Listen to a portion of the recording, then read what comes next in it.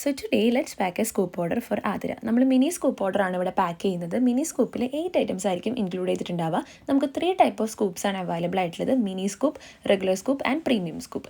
So ഓരോന്നിൻ്റെയും price range difference ആയിരിക്കും. To know the price details നിങ്ങൾ ഡീറ്റെയിൽസിനോ അല്ലെങ്കിൽ പ്രൈസിനോ കമൻറ്റ് ചെയ്താൽ മതി.